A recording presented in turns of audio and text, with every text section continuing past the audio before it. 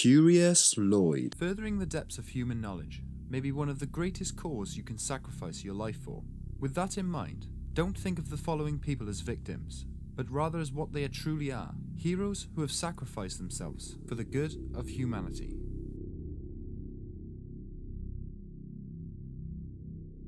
Khaled AlAsad was killed by ISIS for refusing to lead them to hidden ancient treasures.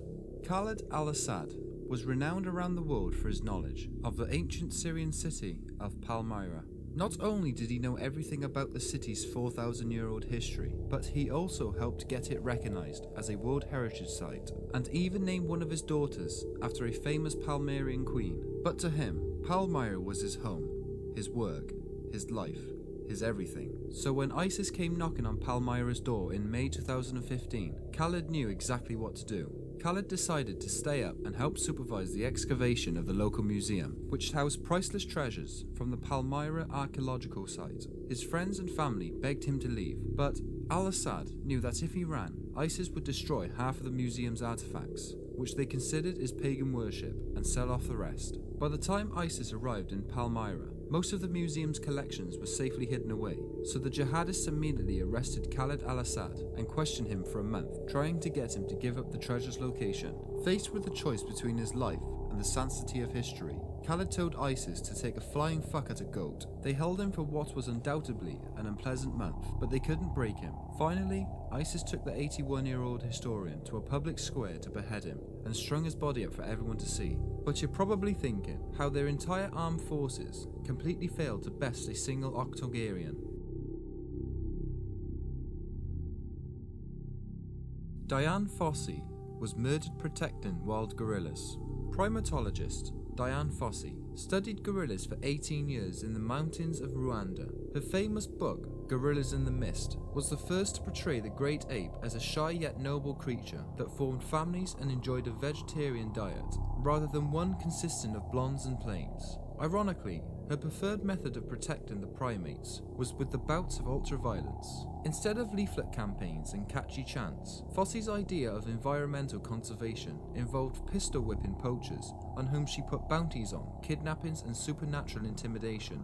She purposefully built a reputation for herself as an actual witch and a voodoo master, and sometimes even wore a gorilla mask to scare people off gorillas' territory. She was basically Batman to a Gotham City populated solely by gorillas. In late December 1985, someone with an inmate knowledge of her Rwanda camp snuck into Fossey's room at night and hacked her to death with a machete. It could have been a disgruntled employee, a poacher sick of nursing those incessant pistol whippings, or maybe even a contract killer. But although there were plenty of suspects and some arrests have been made, no plausible culprit was ever produced. But experts agree that if it weren't for Fossey, mountain gorillas would have likely gone extinct a long time ago. Soviet scientists died of starvation while guarding a priceless collection of seeds from the Nazis.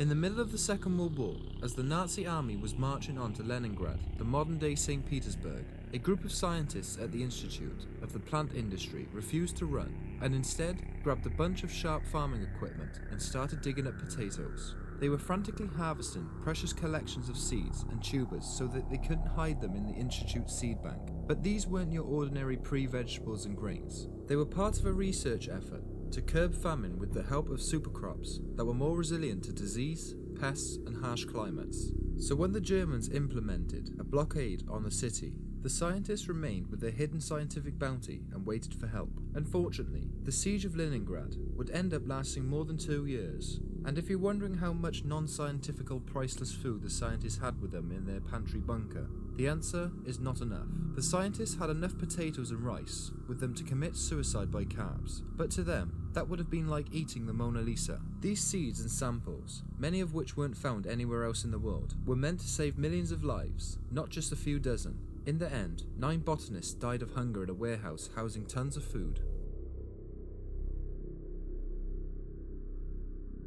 Walter Hutch Thorsen and Ronald Balfour died recovering art stolen by Nazis. The Monuments Men was the everyday name for members of the Monuments, Fine Arts and Archives program. They were an Allied forces unit created during World War II to help rescue artwork that the Nazis wanted to blow up and keep for themselves. The program consisted of a group of men and women who would sooner be found in a library than a war zone, including British historian Ronald Balfour and American architect Walter Hutch Thorson.